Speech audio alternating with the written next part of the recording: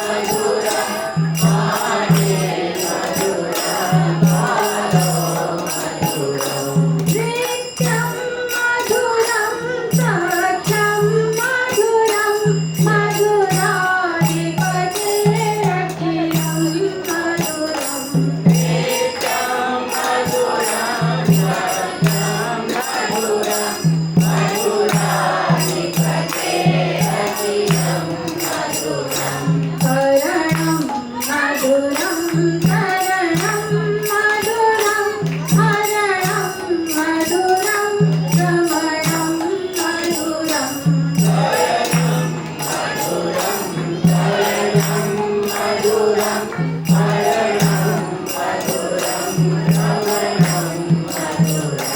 कामितं मधुरं कमिलं मधुरं मधुराधिपते रघुलं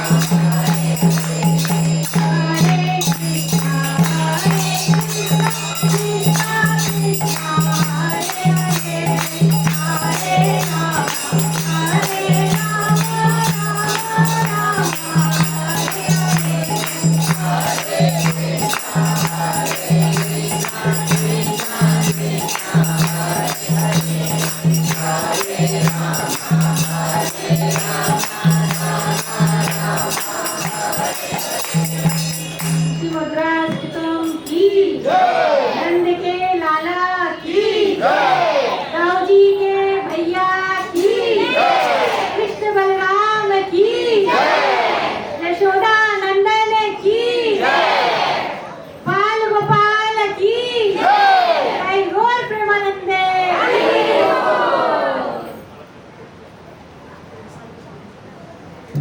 हरे कृष्णा।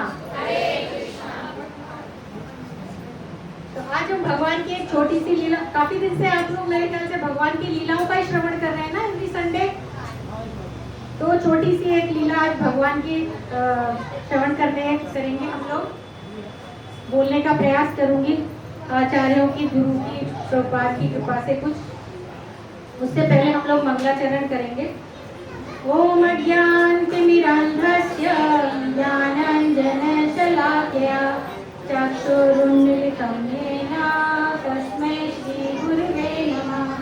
श्रीचैतन्यमनोभीष्टं स्थापितं येन भूतले स्वयं रूप कदा मह्यं ददाति स्वपदान्तिकम्। वन्देऽहं श्रीगुरो श्रीयुतपदकमलं श्रीगुरोन् वैष्णवांश्च श्रीरूपां साग्रजातं सहगणरघुनाथान्वितं तं सजीवं साद्वैतं सावधूतं परिजनसहितं कृष्णचैतन्यदेवं श्रीराधा कृष्णपादान् सहगणललिता श्रीविशाखान्वितांश्च। हे कृष्ण करुणा सिन्धु दीनबन्धो जगत्पते गोपेश गोपिका कांत राधा कांत नमोस्तुते। तप्त कांचन गौरांगी राधे वृंदावनेश्वरी वृषभानुसुते देवी प्रणमामि नमः। वाञ्छाकल्पतरुभ्यश्च कृपा सिन्धुभ्यैव च पतितानां पावनेभ्यो वैष्णवेभ्यो नमो नमः। जय श्री कृष्ण चैतन्य प्रभु नित्यानंद श्री अद्वैत गदाधर श्रीवासादि गौर भक्तवृंद। हरे कृष्णा कृष्णा कृष्णा हरे हरे हरे राम राम राम हरे हरे। नमो विष्णुपादाय कृष्णप्रेष्ठाय भूतले श्रीमते भक्ति वेदांत स्वामिनिति नामिने। नमस्ते सारस्वते देवे गौरवाणी प्रचारिणे निर्विशेष शून्यवादी पाश्चात्य देशकारिणे।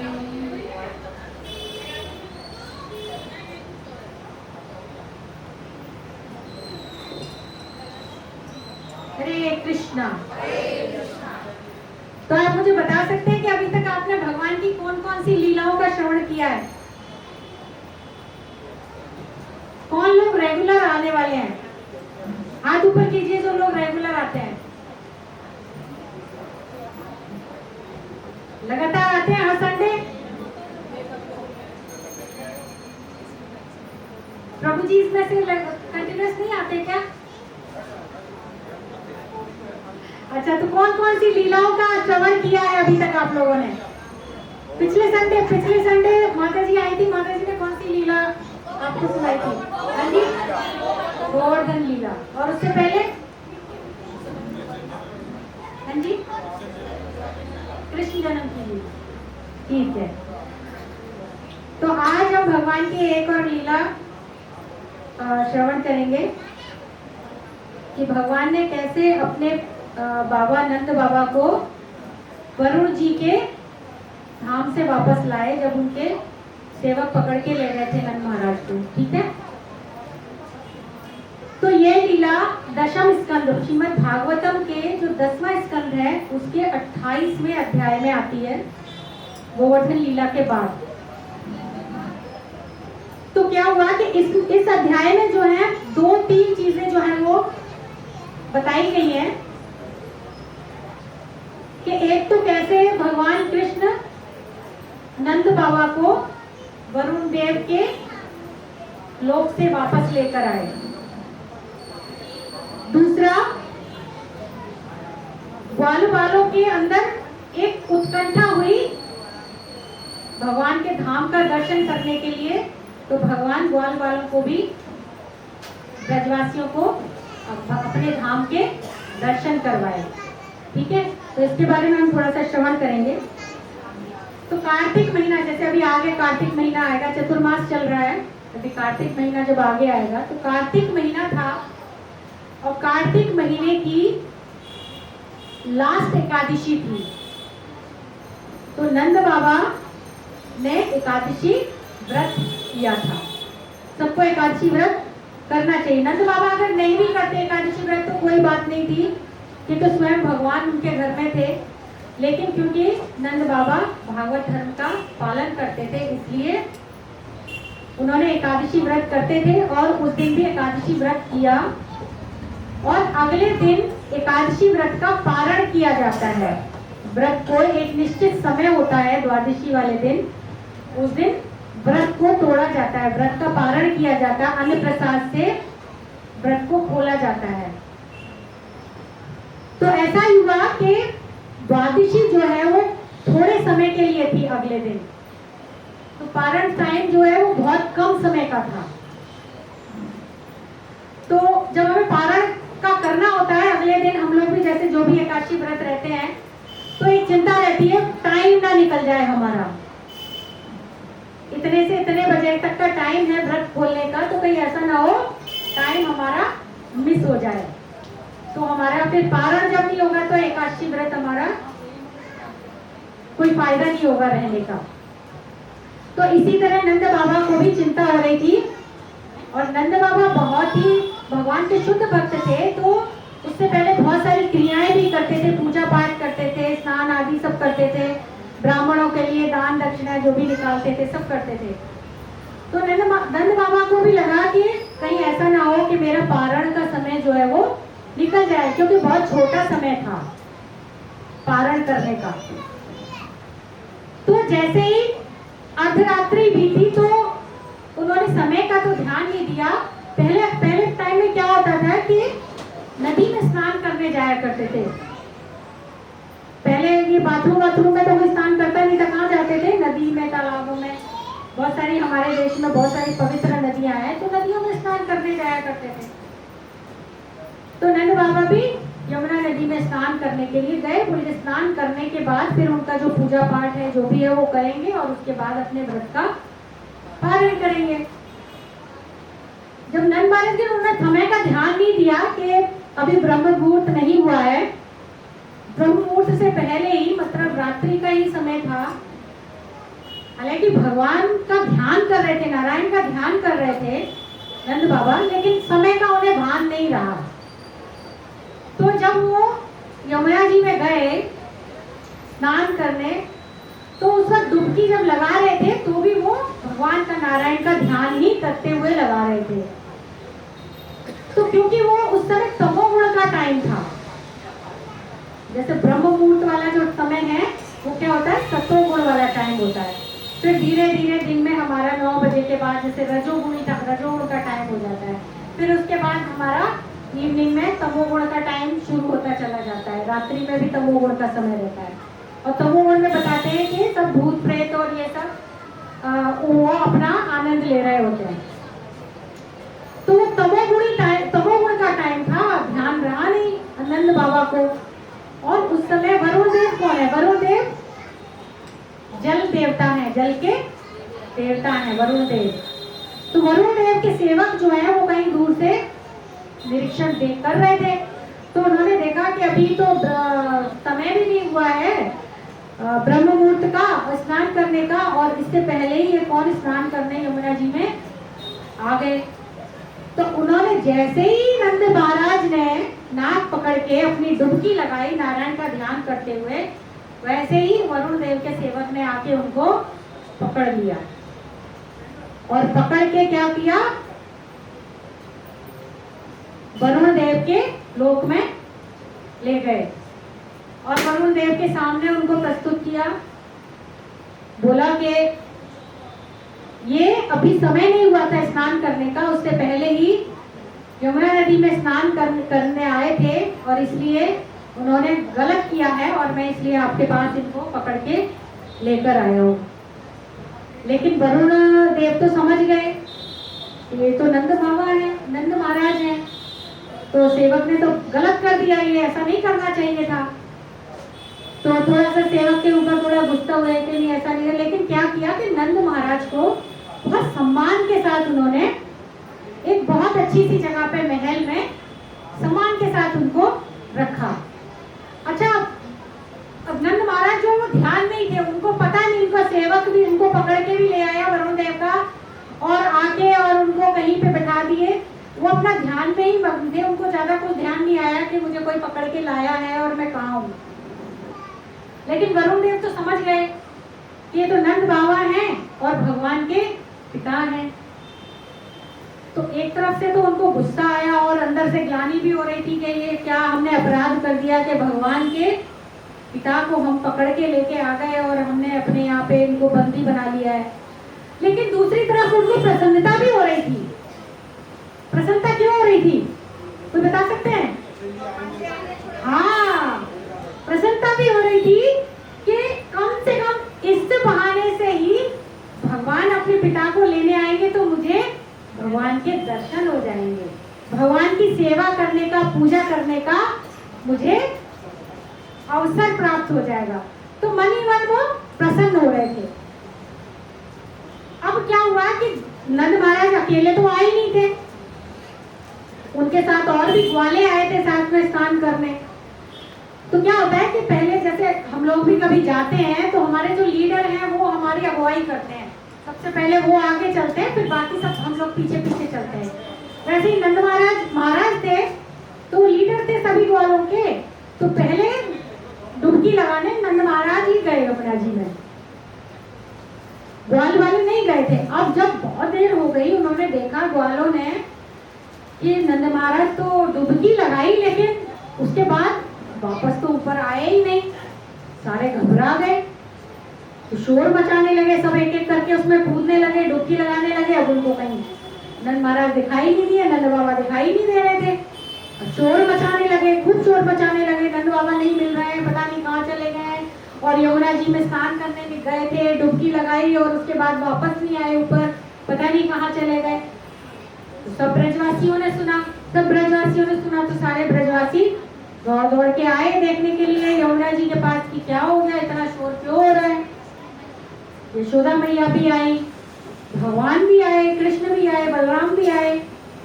लेकिन कृष्ण तो भगवान है, वो तो समझ गए।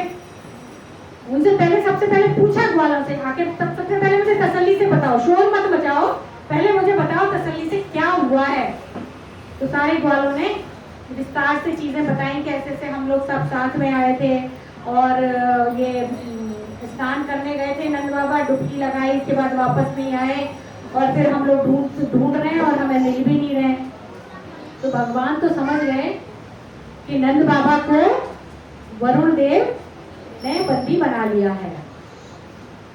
तो भगवान ने क्या किया, यमुना जी में गए और डुबकी लगा के सीधे पहुंच गए वरुण जी के लोक में। तो उस समय भगवान बहुत गुस्से में थे, गुस्सा आ रही थी। अब किसी आपके सबके किसी का रिश्तेदार, पिता, माता किसी को कोई पकड़ के ले जाए और फिर बाद में आपको पता चले उस आदमी ने पकड़ा है तो गुस्सा आएगी ना, आप उसके पास जाएंगे तो गुस्से में जाएंगे। भगवान के भी पिता, उनको गुस्सा आ रही थी, तो भगवान भी गुस्से में गए। लेकिन वरुण देव ने क्या किया, भगवान आए तो उनको पूरा साष्टांग प्रणाम किया, हाथ जोड़े और उनकी पूजा की, उनका सम्मान किया, चरण अभिषेक किया उनका, और उनसे क्षमा याचना करने लगे कि हे भगवान, हे केशव, कृपा करके मुझे आप क्षमा कर दीजिए, मेरे सेवक की तरफ से मैं आपसे माफी मांगता हूँ, इसमें बहुत बड़ी गलती की है, बहुत बड़ा अपराध किया है जो नंद बाबा को लेकर आ गए। तो इस तरह से बहुत सम्मान किया भगवान का, बहुत पूजा अर्चना की और फिर उसके बाद बहुत सारी प्रार्थनाएं की और फिर उनसे कहने लगे, मुझे पता है भगवान, आपकी ये एक लीला ही थी, शायद आप मुझे दर्शन देना चाहते थे, इसलिए आपने ये लीला की है, आप मेरे पास आए हैं और आप नंद बाबा के पास फिर उनको ले गए। तो जब भगवान ने देखा कि नंद महाराज को तो बहुत सम्मान के साथ उन्होंने रखा हुआ है, अच्छे से महल में अच्छी सी जगह पे सिंहासन पे बैठाया हुआ है, तो फिर भगवान का गुस्सा जो है वो शांत हो गया, क्योंकि उन्होंने उनको ऐसे नहीं लगा कि बंदी बना के रखा हुआ है, लेकिन तो सम्मान के साथ रखा हुआ है और अपना अपराध हुआ है इस बात को मान रहे हैं। तो इस तरह से क्या हुआ कि भगवान ने नंद बाबा को प्रणाम किया और फिर नंद बाबा को वापस लेकर आए ब्रज में। जब ब्रज में वापस आए, अब नंद बाबा देख रहे थे वहां पे कि जब मेरा लाला यहाँ आया, उनको तो पता नहीं था ये भगवान है, वो तो अपने बच्चे की तरह रहते थे ना उनके साथ कि हमारा बच्चा है, ये तो नंद बाबा यशोदा बच्चे की तरह रहते थे, हमारा बेटा है, भगवान थोड़ा ना समझ के रहते थे।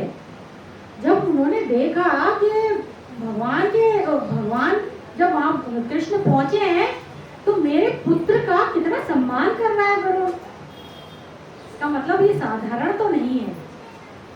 तो उन्होंने सारी जो वहां पे हुआ था वापस आके सारे ग्वालों को विस्तार से बताया कि कैसे भगवान मतलब कृष्ण को सम्मान किया, चरण अभिषेक किया, साष्टांग प्रणाम किया, पूजा की और अपराध की माफी मांग रहे हैं, क्षमा कर रहे हैं, कह रहे भगवान आप मुझे क्षमा कर दो।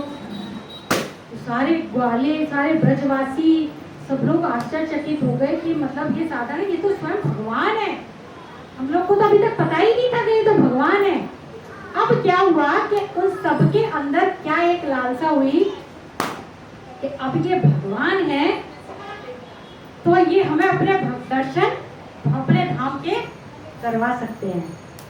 भगवान से कहा नहीं, लेकिन आपस में सब लोग डिस्कशन करने लगे कि भगवान है ये तो, कृष्ण तो ये हमारा साथी नहीं है, ग्वाल बाल नहीं है, ये तो स्वयं भगवान है, तो ये तो हमें अपने धाम के दर्शन करा सकते हैं। तो अगर इनसे हम प्रार्थना करें तो ये हमें धाम के दर्शन करा दें। तो सारे लोग बस आपस में मंत्रणा कर ही रहे थे। तो भगवान तो सबके हृदय की बात समझते हैं, है ना। तो भगवान ने क्या किया कि सबको बोला कि आप चलिए, आपको मैं अपने धाम के दर्शन कराता हूँ। तो सारे ग्वाल वालों को भी, सारे ब्रजवासियों को भगवान लेके गए और कौन सी जगह ले गए, वही जगह ले गए जहाँ पे जब अक्रूर प्रभु जी कृष्ण अक्रूर ले जा रहे थे मथुरा के लिए, अक्रूर लेने आए थे ना कृष्ण को, तो बीच में एक नदी में स्नान करने के लिए अक्रूर जी रुके थे, तो उसी जगह लेके गए। तो जहाँ पे अक्रूर जी को पता चला कि ये कृष्ण कभी वृंदावन छोड़ के नहीं जाने वाला है, क्योंकि वहाँ दो जगह कृष्ण दिख रहे थे, कृष्ण रथ में भी दिख रहे थे और कृष्ण जल में भी दिख रहे थे उनको। तो वहीं से अक्रूर जी को भी पता चला कि ये साधारण नहीं है, ये स्वयं भगवान कृष्ण है। तो उसी जगह पे ग्वालों को लेके गए और वहीं पे जाके उन्होंने डुबकी लगवाई और अपने धाम का दर्शन कराया। और इस तरह सारे ब्रजवासी जो है वो अपने आप को बहुत ही भाग्यशाली समझने लगे कि हमें भगवान के धाम के दर्शन हुए। तो अब यहाँ हम कुछ चीजें देखेंगे, समझने की कोशिश करेंगे। सबसे पहली बात तो जैसे पहले मैंने बोला कि नंद महाराज को कोई एकादशी व्रत करने की आवश्यकता नहीं थी। एकादशी फास्ट हम किस लिए करते हैं? एकादशी व्रत किस लिए किया जाता है? भगवान की प्रसन्नता के लिए, है ना? क्योंकि भगवान प्रसन्न होते हैं जब हम लोग एकादशी व्रत रखते हैं और अगले दिन समय से पारण करते हैं। तो एकादशी व्रत रखने के वजह से भगवान हमसे बहुत प्रसन्न होते हैं। तो एकादशी क्या है? भक्ति जननी, भक्ति प्रदान करने वाली है, भक्ति को जन्म देने वाली है। उससे हमारी भक्ति में वर्धन होता है, भगवान के प्रति हमारा भाव और ज्यादा विकसित होता है, प्रेम विकसित होता है भगवान के प्रति, हमारा शुद्धिकरण होता है एकादशी व्रत रखने से। तो हमें सबको रखना चाहिए। तो यहाँ कहने की बात यह है कि नंद महाराज को जरूरत नहीं थी रखने की, लेकिन फिर भी क्योंकि वो भागवत धर्म का पालन करते थे इसलिए उन्होंने एकादशी का व्रत किया। अच्छा, अब एकादशी का व्रत, इसकी कुछ थोड़ी सी हम महिमा हम श्रवण करने का प्रयास करेंगे। एकादशी की महिमा तो बहुत बड़ी है, इतने समय में हम लोग पूरा डिस्कस नहीं कर सकते। कुछ थोड़ा सा मैंने कहीं से कुछ हरि भक्ति विलास वगैरह से नोट किया है, तो हम थोड़ा सा उसको श्रवण करने का प्रयास करेंगे। कि जैसे कि कार्तिक का महीना तो अपने आप में बहुत पवित्र महीना है ना? और कार्तिक महीने में भी अगर एकादशी थी तो वो बहुत पवित्र थी, जो नंद महाराज ने व्रत किया था। वैसे हर एकादशी पवित्र है, लेकिन कार्तिक महीने की एकादशी तो और भी ज्यादा पवित्र होती है। तो उससे हमारा शुद्धिकरण और भी तेजी से होता है, कई गुना ज्यादा तेजी से होता है। जो नॉर्मल डेज में हम एकादशी रखते हैं और अगर हम इस तरह से पवित्र महीनों में और या पवित्र जो हमारे त्योहार होते हैं, जन्माष्टमी है, रामनवमी है, इन पे जब हम फास्टिंग करते हैं तो उससे हमारा शुद्धिकरण और भी तेजी से होता है। तो ऐसा बताया गया है कि एकादशी क्या है? हरि तिथि है। एकादशी को बोला गया है हरि तिथि, क्योंकि भगवान की प्रसन्नता के लिए भगवान का ही शरीर का एक हिस्सा है एकादशी। भगवान के शरीर से ही प्रकट हुई थी एकादशी। वो एक एकादशी की कथा अलग है कि कैसे एकादशी प्रकट हुई थी भगवान के शरीर से, वो हम कभी फिर चर्चा कर सकते हैं इस पे। तो हरि भक्ति विलास के 12वें अध्याय के 19वें श्लोक में कहा गया है, यानी कानी चा पापानी ब्रह्म हत्या सतानी चा। यानी कानी मतलब जाने अनजाने कैसे भी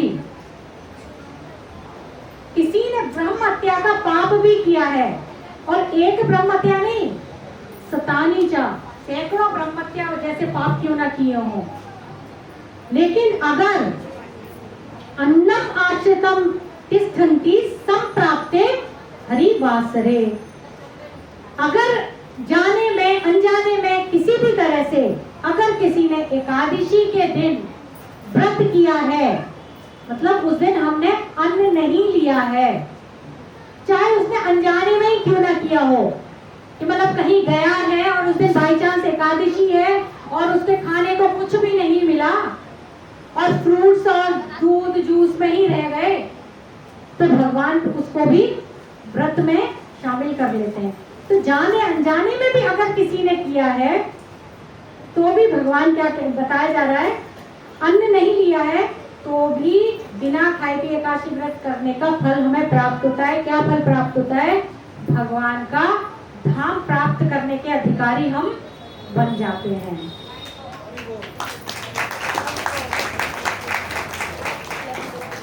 ठीक है ना? तो निर्जल एकादशी भी कर सकता है, ऐसा नहीं है। अगर आपसे निर्जल, बहुत सारे लोग ऐसी बात बोलते हैं कि हमें ये प्रॉब्लम है, हमें वो प्रॉब्लम है, हमें शुगर की प्रॉब्लम है, हमें इस तरह की प्रॉब्लम है, हमें एसिडिटी की, गैस की प्रॉब्लम है, हमको एकादशी फास्ट नहीं कर सकते, डॉक्टर ने हमें ज़्यादा देर खाली पेट रहने के लिए मना किया है, स्पेशली जो एज जब बढ़ती है तो इस तरह की समस्याएं आती हैं। ठीक है, जो निर्जल कर सकता है बहुत अच्छी बात है। अगर निर्जल नहीं कर सकते हैं तो हम कुछ सजल कर सकते हैं, मतलब जल ले लें, फ्रूट ले लें, जूस ले लें, दूध ले लें, लस्सी ले लें। अगर इससे भी काम नहीं चलता तो फ्रूट्स ले लें, और फ्रूट से भी काम नहीं चलता तो अन्न ना लें, कम से कम जो व्रत में हम ले सकते हैं, पुट्टू है, सिंघाड़ा है, उसका आप बना के आप अपने स्वास्थ्य के अकॉर्डिंग ले सकते हैं। क्योंकि बहुत सारे लोगों के पास ये बहाना होता है कि हमारी तबीयत खराब हो जाएगी व्रत रहेंगे तो, है ना। तो ऐसा नहीं है कि हम अगर अन्न नहीं लेंगे तो हम पूरा दिन भूखा रहे, नहीं, आप अन्न ना लें लेकिन आप कुछ भी व्रत का लेके अपना व्रत आप पालन कर सकते हैं। और इस तरह से भी आप अनेकों पापों से आप क्या, मैं भी आप लोगों में शामिल हूँ, जिसने भी व्रत किया उसके जो पाप इतने सारे संचित हैं सैकड़ों सैकड़ों जन्मों से, उनका नाश होता है और वो पापों से मुक्ति पाके भगवान के धाम जाने के अधिकारी वो व्यक्ति बन जाते हैं। अच्छा, अब एकादशी के दिन और क्या करना चाहिए, ये भी हरि भक्ति विलास में बताया गया है 12वें अध्याय के 12वें श्लोक में। रटन्तीह पुराणानि भूयो भूयो वरानने। रटन्तीह मतलब पढ़ना है, क्या पढ़ना है, पुराणानि, गीता पाठ करना है, भागवत पाठ करना है ना। प्रजल्पा पाठ नहीं करना। प्रजल्पा पाठ जानते हैं? प्रजल्पा पाठ जानते हैं क्या होता है? हाँ, ऐसी चर्चा जिससे भगवान का कोई लेना देना ही नहीं है, हमारे जीवन में जिसका कोई महत्व नहीं है। करते हैं ना हम लोग, रोज करते हैं, हम सब करते हैं, दूसरे के घरों की बातें करेंगे, दूसरे लोगों की बातें करेंगे, लेकिन भगवान की बात करने के लिए याद ही नहीं आता, ध्यान ही नहीं रहता, क्योंकि हमें वो आदत बनी हुई है ना प्रजल्पा करने की, है ना। तो एकादशी के दिन क्या पाठ करना है, प्रजल्पा पाठ नहीं करना, गीता पढ़ना है, भागवत पढ़ना है, भगवान की सेवा करनी है और भगवान के नामों का जप करना है, ज्यादा से ज्यादा कीर्तन करना है। अगर कर सकते हैं तो रात्रि में जागरण करके भगवान का कीर्तन करना है। नंद बाबा ने क्या किया था, रात्रि जागरण ही तो कर रहे थे और उसी में उनको समय का भान नहीं हुआ और वो गलती से ब्रह्म मुहूर्त से पहले ही स्नान करने चले गए कि कहीं मेरा पारण का समय जो है वो निकल ना जाए। ठीक है, तो बता रहे आगे, ना भोक्तव्यम संप्राप्ते हरि वासरे। तो ये सब करते हुए हमें क्या करना चाहिए, उस दिन हमें अन्न का अन्न नहीं खाना चाहिए और जैसे भी आप जितना पालन कर सकते हैं वैसे करना चाहिए। तो हम शुद्धिकरण होते होते धीरे धीरे हम भगवान के धाम जाने के अधिकारी बन सकते हैं। तो माधव तिथि, एकादशी को क्या बोला गया है, माधव तिथि। हमारे एक एकादशी का भजन भी है, माधव तिथि भक्ति जननी, है ना। यतने पालक, यतन से अगर उस माधव तिथि भक्ति जननी जो है, भक्ति को जन्म देने वाली है, भक्ति को बढ़ाने वाली, पालन करते हैं तो हमें इसका बहुत लाभ मिलता है। और अगर हमने मनुष्य जीवन लिया है तो हमें इसको सफल बनाने के लिए हमें भगवान के नामों का जप, भगवान के नामों का कीर्तन, भगवान के बारे में श्रवण, ये सब करना है और साथ में एकादशी फास्ट भी करना है। निरर्थक बातों से हमें दूर रहना है। दूसरा एक और हरि भक्ति विलास में ही है, 12वें अध्याय का 192 श्लोक। एकादशी व्रतम यस्तु भक्तिमान कुरुते नरः सर्व पापा विनिर्मुक्ता सा विष्णुर याति मंदिरम। इसका भी यही अर्थ है कि अगर कोई एकादशी व्रत करता है अच्छा, एकादशी व्रत करता है, लेकिन यहाँ एक चीज और बताइए, एकादशी व्रतम यस्तु, एकादशी व्रत करता है भक्तिमान कुरुते नरः, जो भी नर, जो भी व्यक्ति, स्त्री पुरुष कोई भी मनुष्य अगर एकादशी व्रत करता है, कैसे? भक्ति पूर्वक।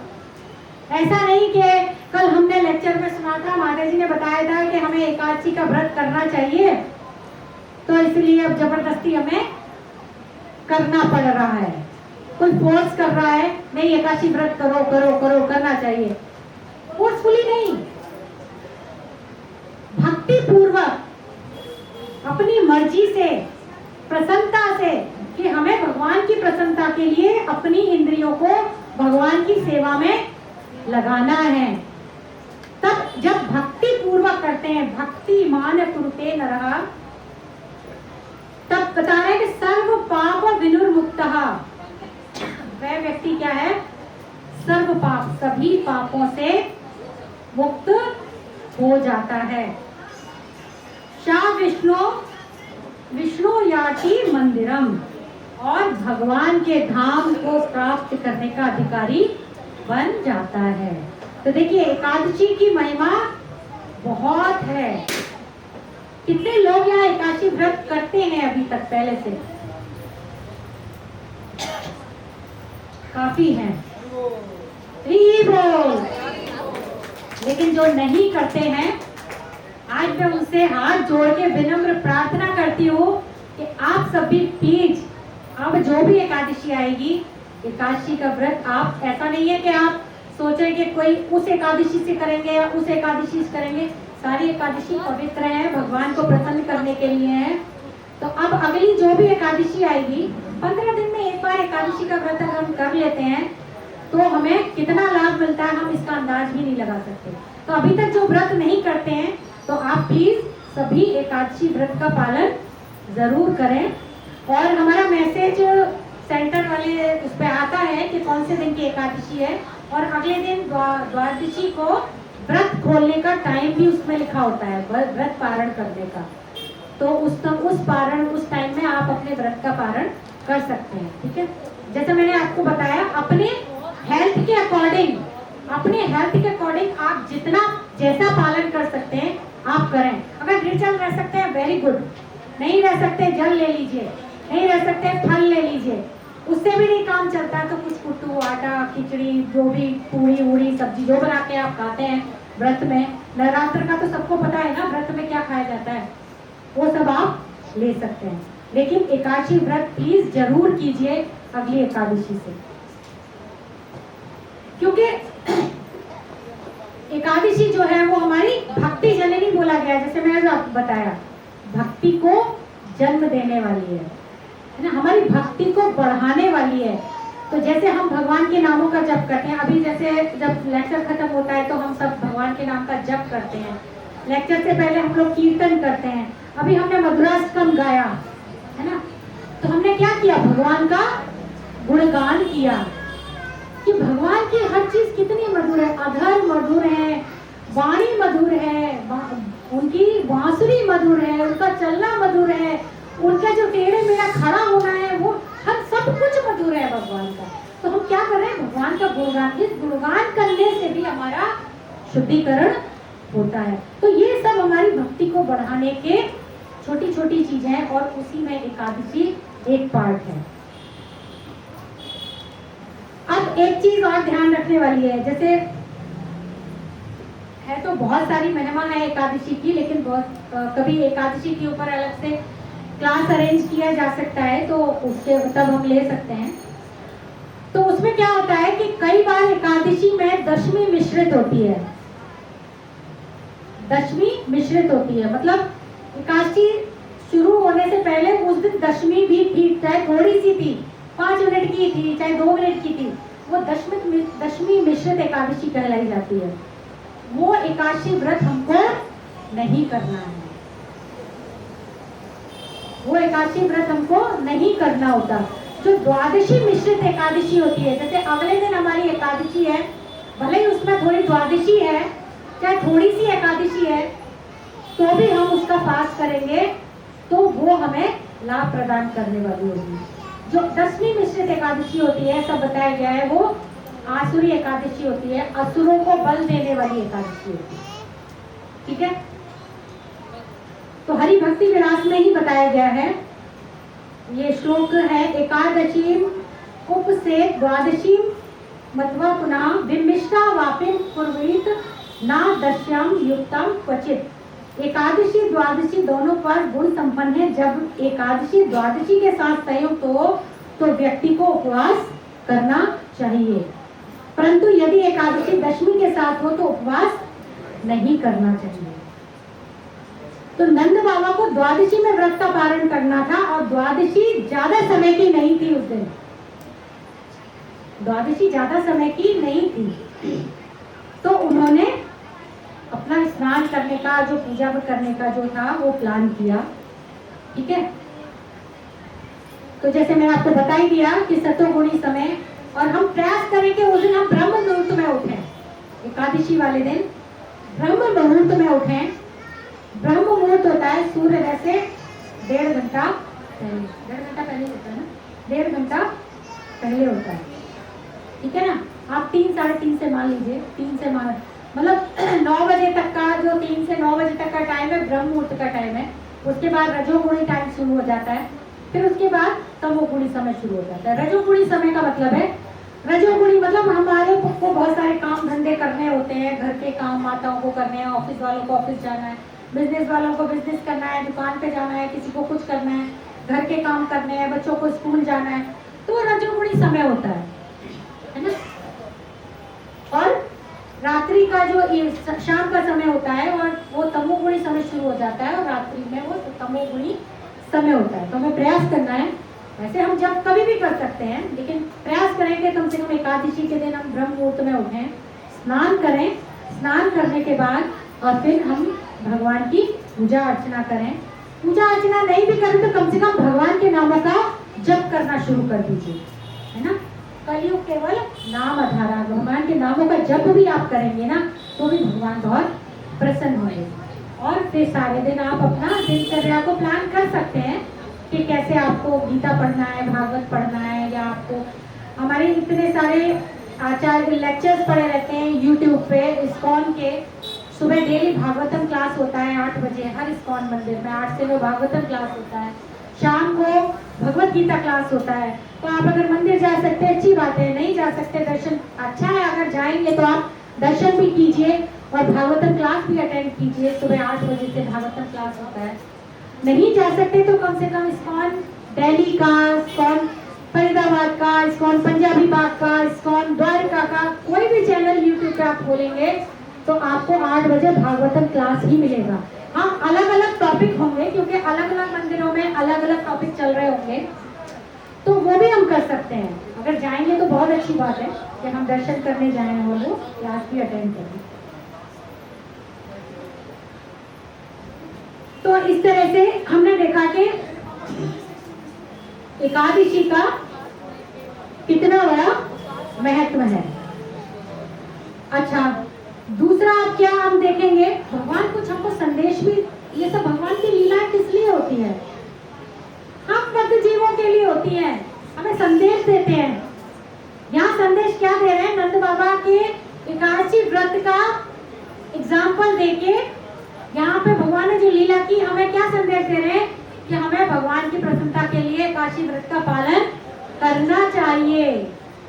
तो कितने लोग आज के बाद जो एकादशी आएगी उसका पालन करेंगे जो नहीं करते थे? कितना लोग करेंगे? हरि बोल। सबको करना चाहिए, भगवान बहुत प्रसन्न होंगे। अच्छा, दूसरी चीज क्या है?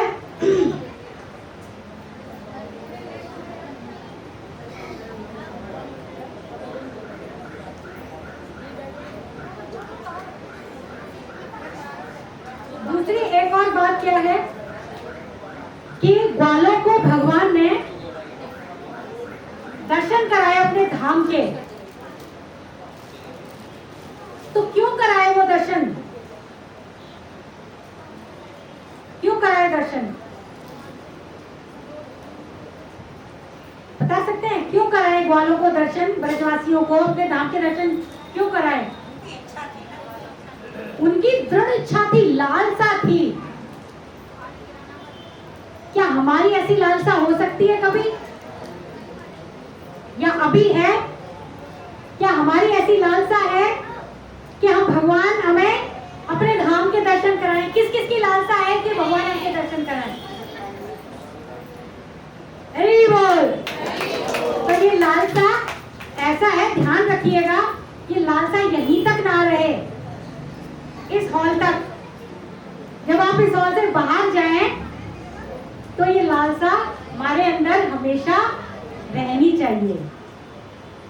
जब ये लालसा हमारे अंदर रहेगी ना कि भगवान भी हमें अपने धाम के हमें भी अपने धाम के दर्शन कराएं, तो फिर हम जानने का प्रयास करेंगे कि भगवान किस किस चीज से प्रसन्न होते हैं। फिर हमारी धीरे धीरे जो गलत आदतें हैं वो अपने आप छूटती चली जाएंगी, है ना। जैसे अभी आप यहाँ हर रविवार आते हैं, भगवान का के बारे में श्रवण करते हैं। अभी तो जन्माष्टमी के उपलक्ष्य में कृष्ण लीलाओं का हम श्रवण कर रहे हैं सब। आगे कुछ दिन बाद हम एक सेमिनार ऑर्गेनाइज भी करेंगे, तो उसमें आप सब भी आइए, दूसरे लोगों को भी लेकर आइएगा। उसके बाद हम भगवद गीता भी शुरू करेंगे, है ना, धीरे धीरे, ठीक है ना। तो धीरे धीरे क्या होता है ना कि धीरे धीरे ऊपर बढ़ना पड़ता है। बच्चा कैसे चलता है, स्कूल में कैसे जाता है, बड़ी क्लास में पहले प्ले में जाता है, प्ले के बाद फिर नर्सरी में जाता है, फिर केजी, फिर फर्स्ट सेकंड, ऐसे करते करते फिर कहीं जाके वो ग्रेजुएशन, पोस्ट ग्रेजुएशन, और वो उस लेवल पे पहुंचता है कि कुछ कर सके। तो इस तरह की लालसा जो है हमारे अंदर अगर हमेशा रहेगी, जैसी कि ग्वालों के अंदर, ब्रजवासियों के अंदर एक लालसा थी कि हम भी भगवान के दर्शन कर पाए, भगवान के धाम के दर्शन कर पाए, भगवान का, कृष्ण का प्रेम प्राप्त कर पाए, तभी भगवान हमें ऐसे अवसर प्रदान करेंगे कि हम इस पथ पर आगे बढ़ पाए, है ना। अगर आप लोगों की अगर कुछ थोड़ी बहुत लालसा नहीं होती तो आज आप सब लोग यहाँ बैठे हुए नहीं होते। कहीं ना कहीं इस जन्म में या पिछले जन्मों में आप सबकी कहीं ना कहीं कुछ इस तरह की लालसा रही होगी, भगवान से जुड़ने का प्रयास रहा होगा, जो कि इस मनुष्य जीवन आपको मिलने के बाद फिर आपको एक अवसर मिला और आपने उस अवसर को स्वीकार किया कि आप भगवान से उनका प्रेम प्राप्त, भगवान कृष्ण का प्रेम प्राप्त करना चाहते हैं, जो कि मनुष्य जीवन का परम लक्ष्य है। हमारे जीवन का परम लक्ष्य क्या है? कृष्ण का प्रेम प्राप्त करना। किस लिए आए हम यहाँ? हम इसलिए नहीं आए हैं कि हम प्रजल्पा करें, इधर उधर कुछ भी गलत काम करें, अपनी इंद्रिय तृप्ति के लिए करें। हाँ, जितना आवश्यकता है हम उतना करें अपने शरीर के लिए, क्योंकि इस शरीर का ख्याल रखना बहुत जरूरी है। क्यों जरूरी है? ये शरीर ही हमें एक साधन मिला है भगवान का प्रेम प्राप्त करने का, इसलिए इसको इग्नोर नहीं करना है कि नहीं हमको भगवान के प्रेम प्राप्त करना है तो कोई नहीं, हम बीमार हो गए, हम दवाई भी नहीं लेंगे अब डॉक्टर से, ठीक है ना। कुछ लोग ऐसा बोल सकते हैं कि एकादशी के दिन हम, मतलब हमारी तो कुछ ऐसी दवाइयां हैं जो हम मिस भी नहीं कर सकते हैं। कुछ ऐसे लोग होंगे कि जो ऐसी दवाइयां खा रहे हैं जिनको एक दिन भी मिस नहीं करना है, डॉक्टर का ऐसा प्रिस्क्रिप्शन है और ऐसा डॉक्टर की इंस्ट्रक्शन है कि आपको एक दिन भी दवाई मिस नहीं करनी है। तो आप दवाई, ऐसा शास्त्रों में बताया गया है कि ऐसी दवाई जो आपको नुकसान पहुंचा सकती है ना लेने से, तो वो आप ले सकते हैं, क्योंकि इस शरीर का हमको ध्यान रखना बहुत आवश्यक है। इस साधन को संभाल के रखना है, इस साधन को संभाल के रखना है भगवान की सेवा करने के लिए। इन कानों को संभाल के रखना है भगवान के बारे में श्रवण करने के लिए। इंद्रियों को, हाथों को, पैरों को संभाल के रखना है भगवान की सेवा में लगाने के लिए, मंदिर जाने के लिए। आंखों को संभाल के रखना है दर्शन करने के लिए। सभी इंद्रियों का ख्याल रखने का प्रयास करना है, पूरे शरीर का ध्यान रखना है। ठीक है, तो ऐसा मत सोचिएगा कि यहाँ अगर आपको बोला गया है तो आपको ये बोला जा रहा है कि आप एकादशी व्रत करेंगे तो बाकी सब चीजें आपकी छूट जाएंगी। कुछ भी नहीं छूटने वाला, बस क्या छूटेगा, एक दिन अन्न छूटेगा।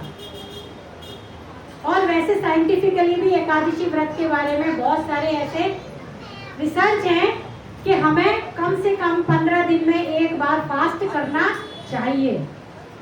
ये वैज्ञानिक भी बताते हैं, आध्यात्मिक दृष्टि से तो है ही है, ये वैज्ञानिक दृष्टि से भी हमें रिसर्च अगर आप पढ़ेंगे तो आपको ध्यान, गूगल पे अगर आप गूगल करेंगे आपको पता चलेगा हमें व्रत क्यों रहना चाहिए। व्रत रहना चाहिए क्योंकि हमारे सिस्टम को, जो अंदर वाला सिस्टम है जो बराबर काम करता रहता है, उसको थोड़ा रेस्ट देना भी जरूरी है जिससे कि वो ज़्यादा चल पाए।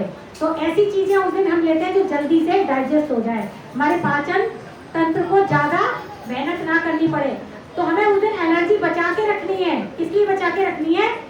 भगवान के बारे में श्रवण करना, जप करना, पूजा करना, कीर्तन करना, जितना भी हम कर सकते हैं आध्यात्मिक कार्य, मंदिर जाना, भक्तों का संग करना, मंगला जा सकते हैं, बहुत अच्छी बात है। मंदिर जाइए, सुबह 4:30 बजे मंगला आरती होती है, आपका मन प्रसन्न हो जाएगा। एक बार आप मंगला जाके तो देखिए, भगवान के प्रथम दर्शन जो मंगला के होते हैं उनको देखने के लिए लोग ऐसे दौड़ते हैं। अगर कोई लेट हो जाते हैं भक्त और गेट पे हैं और पता चला 1 मिनट रह गया है, 1 मिनट भी नहीं है, ऐसे दौड़ लगाते हैं कि भगवान का पहला दर्शन जो खुलेगा वो मिस ना हो जाए। ये लालसा हमारे अंदर होनी चाहिए। ऐसी लालसा जब हमारे अंदर होगी तो भगवान हमसे प्रसन्न होंगे, और जब प्रसन्न होंगे तो हमें भी एक दिन अपने भगवान के, अपने धाम के दर्शन अवश्य कराएंगे और अपनी सेवा में, अपने धाम में, हमें अपने सानिध्य में। हरे कृष्णा हरे कृष्णा कृष्णा कृष्णा हरे हरे हरे राम राम राम हरे हरे। श्री कृष्ण जन्माष्टमी महामहोत्सव की, श्री श्रीमद् भागवतम महापुराण की, समस्त भक्त वृंद की जय हो, प्रेमानंदे। हरे कृष्णा। आप सबका बहुत बहुत धन्यवाद। हरे कृष्णा। तो समय है, आपको कुछ क्वेश्चन हैं तो क्वेश्चन पूछ सकते हैं और माता जी से हम जिज्ञासा कर सकते हैं। किसी का कोई क्वेश्चन है? हरे कृष्णा। आपका क्वेश्चन है? ठीक है, तो किसी का क्वेश्चन नहीं है तो माता जी क्विज रखेंगे। जी सब लोग, आपका क्वेश्चन है? माता जी माइक कीजिए, पास कर दीजिए।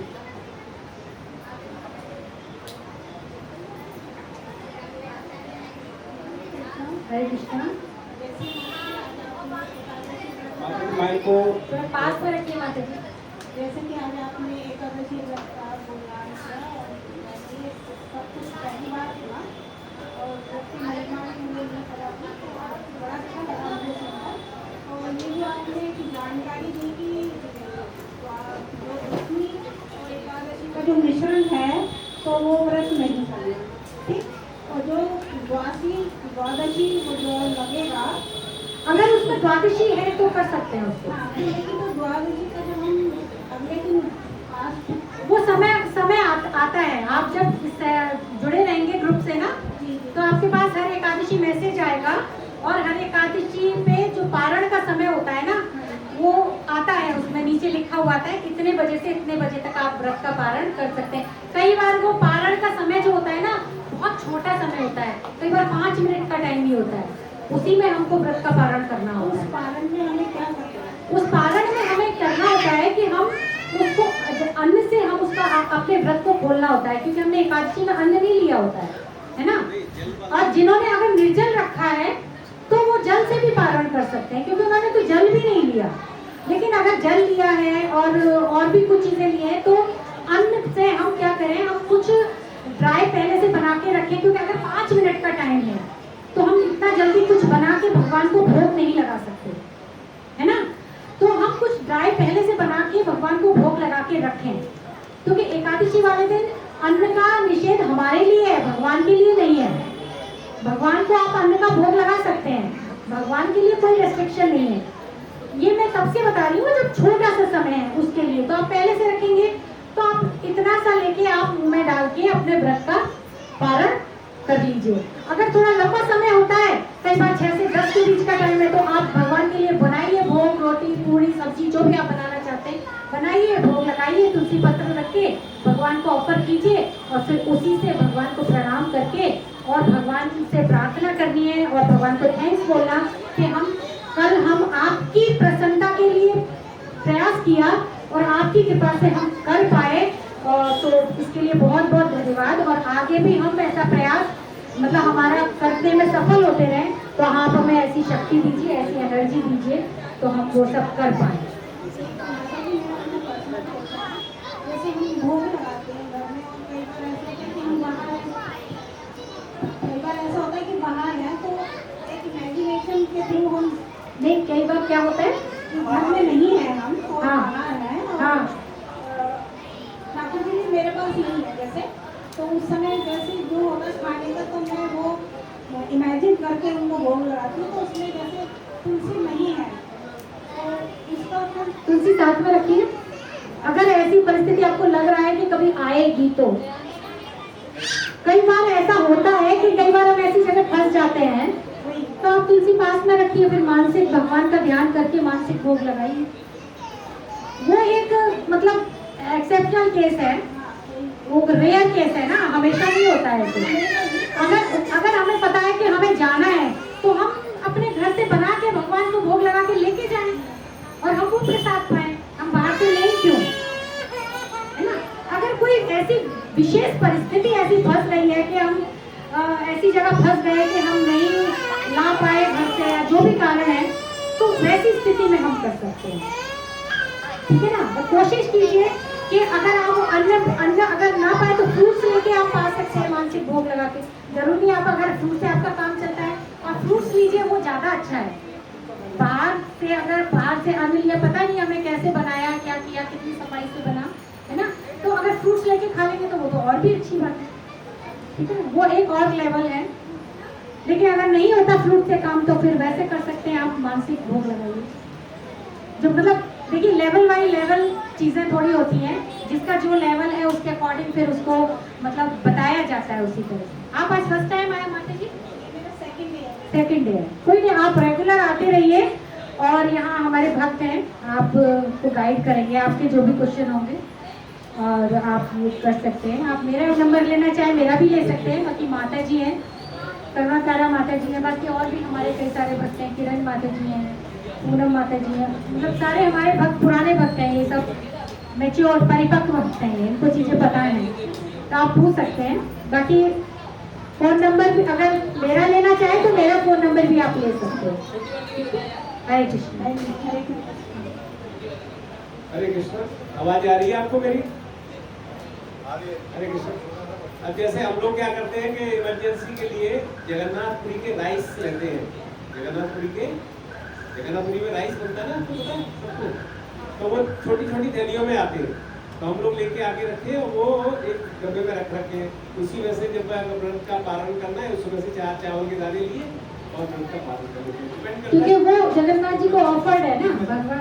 लेकिन सबके पास अगर नहीं है तो कोई बात होता नहीं है, सबके पास नहीं होता। वो कोई जगन्नाथपुरी गए तो वहाँ से लेके आ गए, बातें लगे, तो आप कुछ भी ड्राई बना लीजिए, मट्ठी बना लीजिए, कुछ भी अन्न का कुछ भी बना के रखिए, भगवान को भोग लगाइए और उससे व्रत को लीजिए। इमरजेंसी के लिए अगर आप जा रहे हैं, आपको पता है कि व्रत का टाइम बाद में आएगा और आपको इमरजेंसी में निकलना पड़ रहा है, कई बार ऐसी इमरजेंसी आ जाती है, कई बार हमें किसी के घर में कुछ ऐसा हो गया कि हमको तुरंत जाना पड़ रहा है, किसी की तबीयत खराब हो गई या किसी ने शरीर छोड़ दिया, तो हमको तुरंत जाना पड़ता है और हमें एकादशी व्रत का पारण करना है, तो वो पारण तो हम समय से अगर नहीं करेंगे तो हमारा व्रत बेकार हो जाएगा। तो इसलिए हम थोड़ा सा उसको तुरंत लेके हम मुंह में डाल लें, कोई दिक्कत नहीं है, पहले से भोग लगा के रखें हैं ड्राई। हरे कृष्ण प्रभु जी। हरे कृष्ण पंडित जी। एक छोटा सा क्वेश्चन है जी जी प्रभु जी। कि तुलसी में जल किस दिन नहीं डालना चाहिए और तुलसी के पत्ते किस दिन नहीं तोड़ने द्वादशी। हाँ जी। एकादशी में जल नहीं चढ़ाना? नहीं, जल तो डेली देना है,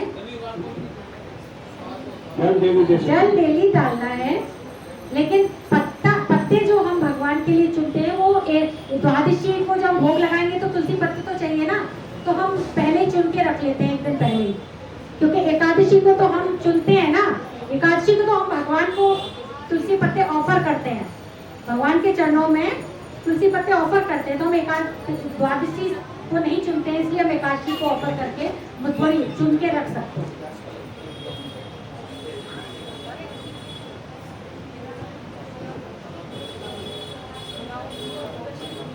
हरे कृष्णा। तो अब एक छोटा सा क्विज रखेंगे। तो क्विज का सिस्टम ये रहेगा कि क्वेश्चन पूछने के बाद जिनको आंसर पता होगा वो हाथ उठाएंगे, ठीक है? कोई आंसर देगा नहीं, फिर माता जी डिसीजन लेंगी कि जो पहले हाथ उठाएगा उसके पास माइक आएगा, ठीक है माता जी? ठीक है। और यहाँ पे और जो भी आंसर सही देगा माता जी गाइड करेंगे कि किसका आंसर सही होगा, तो इधर चल के प्रभु जी के पास आएंगे, ठीक है? उनके लिए छोटा सा गिफ्ट रहेगा। तो आप लोग ध्यानपूर्वक क्वेश्चन सुनेंगे और जो सबसे पहले हाथ उठाएगा उसके पास ही माइक जाएगा, माता जी डिसीजन लेंगी कि किसने सबसे पहले हाथ उठाया। तो ये गाइडलाइन सबको क्लियर है? हरे कृष्णा, सबको क्लियर है गाइडलाइंस क्विज की? तो ठीक है, पहला क्वेश्चन ये है। हरे कृष्णा, उससे पहले एक अनाउंसमेंट है कि आप सबके लिए प्रसाद है, कौन कोई प्रसाद लेना चाहेगा? सब लोग, कौन कौन नहीं मिल जाएगा? हाथ उठाए। आप नहीं लेना चाहेंगे? कौन लेना चाहेगा? जो नहीं लेना चाहे कोई बात नहीं, कौन लेना चाहेगा प्रसाद? लेना चाहेंगे सब, मेरे ख्याल सब लोग लेना चाहेंगे। तो ठीक है, सब लोग मिलकर जोर से ताली बजाएंगे, जो ताली बजाएगा अभी नहीं, सब लोग आंसर करेंगे इसके बाद। तो माता जी ने आज बहुत ही सुंदर लीला का विवरण हमारे को समझाया है। तो उसका पहला क्विज का क्वेश्चन है, कृष्ण भगवान ने वरुण देव से किसको छुड़वाया? मैं फिर से बोलता हूँ, माता जी आप डिसाइड करेंगे पहले क्वेश्चन किसने, पहले हाथ किसने उठाया?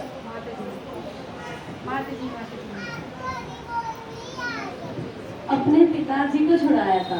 क्या नाम था उनके पिताजी का? वासुदेव।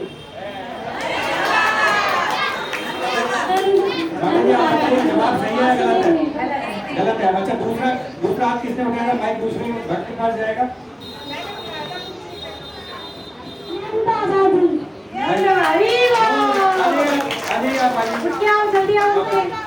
हरे कृष्णा, आइए। अब पूरा उत्साह वर्धन करने के लिए ताली बजाएंगे।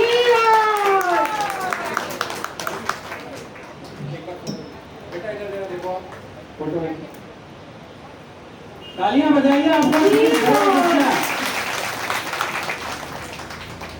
दूसरा क्वेश्चन है, अभी प्रभु जी इसकी तरफ से, ठीक है? हाँ जी, पहले माता जी की तरफ से और प्रभु जी। ठीक है। अब प्रभु जी इसका ये सवाल है कि माता जी ने बताया ये लीला भागवतम के कौन से स्कंद और कौन से अध्याय में इसका विवरण दिया हुआ है?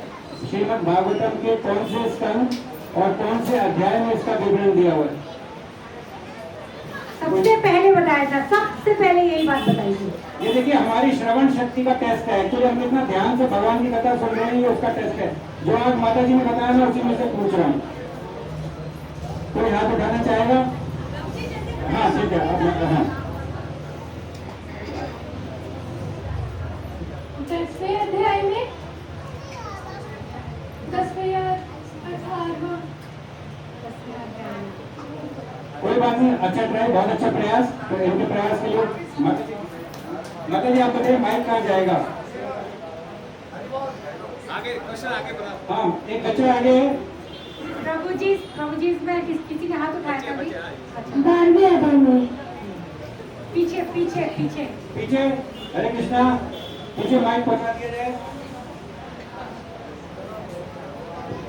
10वें और 28।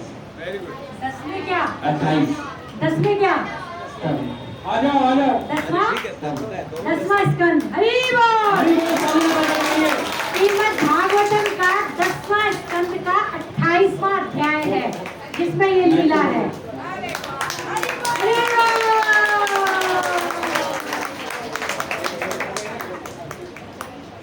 हरि बोल। तालियां बजाइए बच्चों का उत्साह बढ़ाने के लिए। तीसरा प्रश्न है, व्रत का पारण किस दिन और क्या खाकर के पारण किया जाता है? मैं फिर से क्वेश्चन दोहराता हूँ, व्रत का पारण किस दिन किया जाता है और क्या खाकर के पारण किया जाता है? माता जी आप बताइए, माइक किसके पास जाएगा? माता जी पीछे पीछे। पीछे माता जी है वो।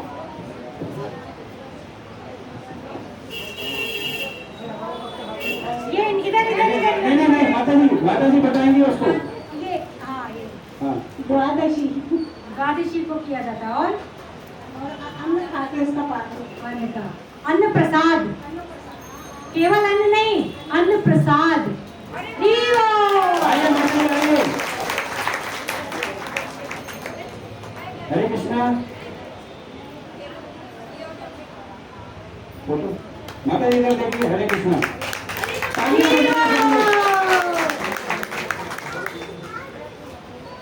अभी प्रभु जी इसकी तरफ से जो पहले से भक्ति कर रहे हैं वो नए भक्तों को मौका दें, है ना? ये नहीं, पुराने भक्तों के लिए। उनको मैं बुलाऊंगी। माता जी ने उठाया, मैंने बोला नीचे करो। तो चौथा प्रश्न है, नंद बाबा किस नदी में स्नान करने गए अपने व्रत का पारण करने से पहले? प्रभु जी अरे वो यमुना जी। अरे आइए प्रभु जी इधर से आइए। फोटोग्राफर वॉलंटियर प्लीज फोटो के लिए इधर से। हरे कृष्णा। हरे कृष्णा। तालियां बजाइए जोर से। हरे कृष्णा। पांचवा प्रश्न, यमुना में स्नान करने से पहले नंद बाबा ने क्या किया?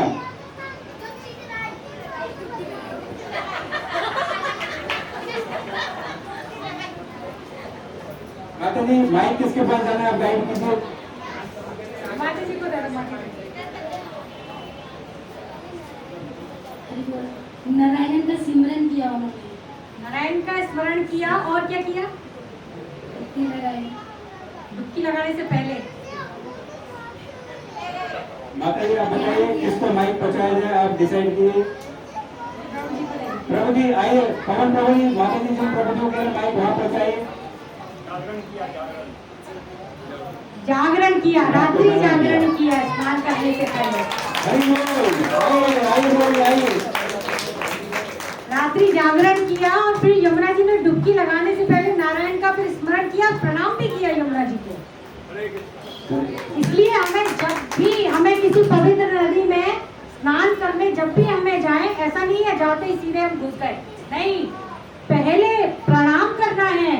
प्रणाम करने के बाद उस जल को क्या करना है, लेके पहले अपने सिर पे डालना। ऐसा नहीं ज्यादा के सीधे पैर उसमें डाल दिए, नहीं, पहले प्रणाम करना है अच्छे से झुक के। ऐसा नहीं सोचना है या कीचड़ है मिट्टी है, नहीं, वहां आपको प्रणाम करना है। वो पवित्र नदी के किनारे का जो तट है ना, उसकी रज जो है वो भी तो पवित्र है ना, ठीक है ना। हरे कृष्णा। हरे कृष्णा प्रभु जी। माता जी लगता है क्लैपिंग में कंजूसी हो रही है, प्लीज अच्छे से क्लैप कर दीजिए। थैंक यू आपको। छठवां क्वेश्चन माता जी के लेक्चर से, वरुण देव के सेवक ने नंद महाराज को क्यों पकड़ा? वरुण देव के सेवक ने नंद महाराज को क्यों पकड़ा? माता जी को माता जी पवन माता जी को।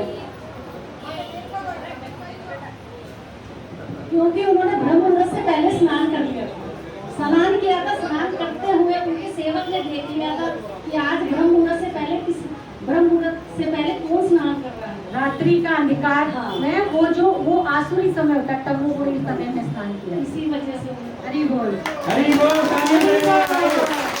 हरे कृष्ण। माता जी अपनी अपना गिफ्ट लेने आइए प्रभु जी से।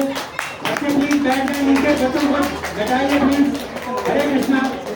हरे कृष्णा। माता जी इधर फोटो इधर। हरे कृष्णा। तालियां बजाइए बाकी बात।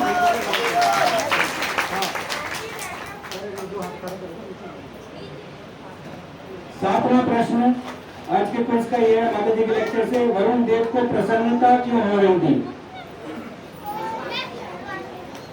प्रभु जी इसमें कोई नहीं है, दे दीजिए, प्रभु जी को दे दीजिए।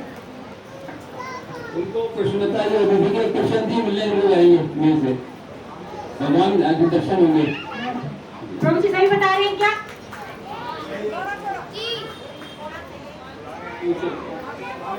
सही बताया प्रभु जी ने कि नहीं? सही बताया। माता जी और क्या ऐड कर सकता है कोई?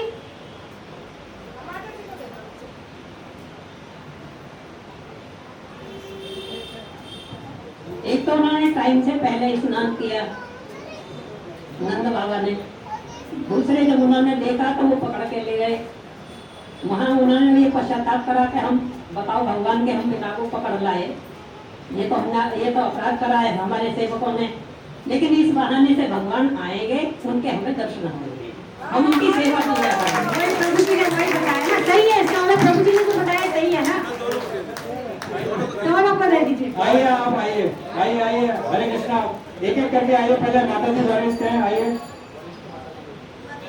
आइए। ताली तो बजा दीजिए।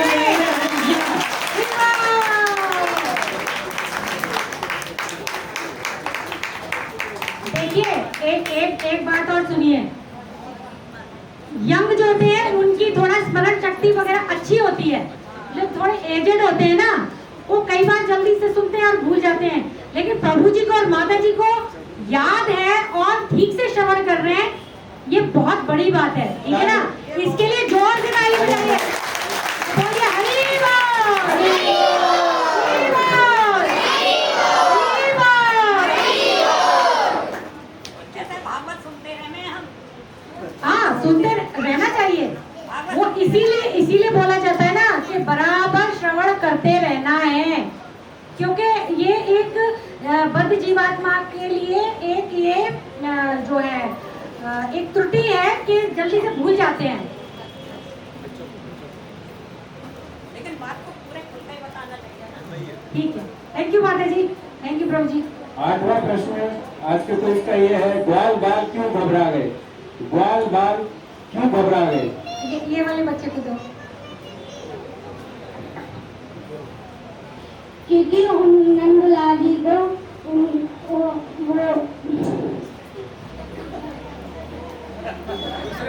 दूसरे वाले बच्चे को दीजिए। क्योंकि हमने नंदलाल जी को कैद कर लिया था, उनके वो क्या कहते हैं, उनके शिष्य ने। उनको कहाँ पता था कैद कर लिया है?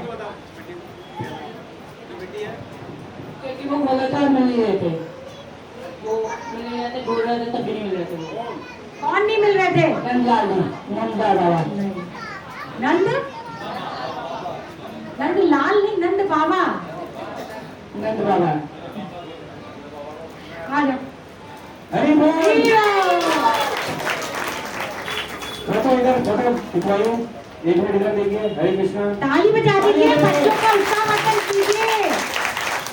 देखिए ये हमारे भविष्य है, ये बच्चे अगर अभी से इन बच्चों के अंदर इस तरह के संस्कार जाएंगे तो ये आगे जाके हमारे देश के लिए इतने अच्छे साबित होंगे। इनमें से कोई नेता बनेगा ना तो हम सब के लिए फायदे वाली बात है ना, इसलिए उत्साहवर्धन कीजिए, जोर से ताली बजाइए। आज के कोर्स का लास्ट क्वेश्चन है। माता जी ने एकादशी के बारे में बहुत विस्तृत जानकारी दी है हमें, तो माता जी ने ये बताया, तो शॉर्ट में थी, हाँ शॉर्ट में ये तो विस्तृत शॉर्ट जानकारी। में थी, अभी विस्तृत तो बहुत विस्तृत है इसकी जानकारी। तो एकादशी के दिन क्या करना चाहिए और क्या नहीं करना चाहिए? जिसको दोनों आंसर पता है वही हाथ उठाएं। क्या करना चाहिए, क्या नहीं करना चाहिए? माता जी जो पीछे बैठे हैं भाई, वहां पे पहुंचे हुई।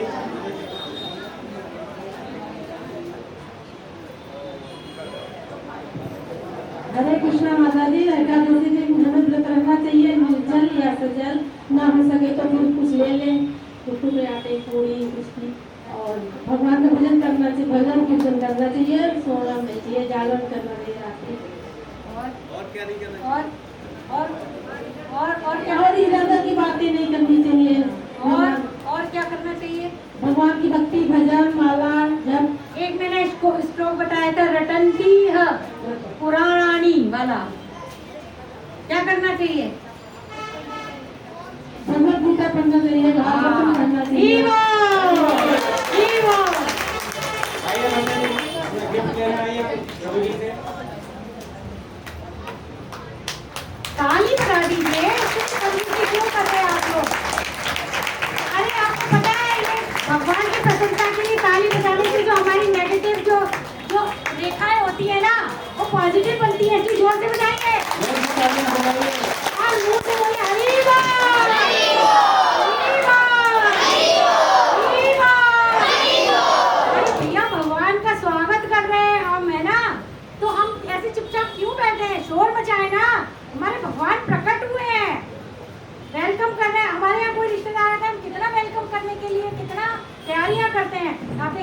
सब लगे हुए थे कब से। ठीक है, फिर से बोलिए एक बार, हरी वाह।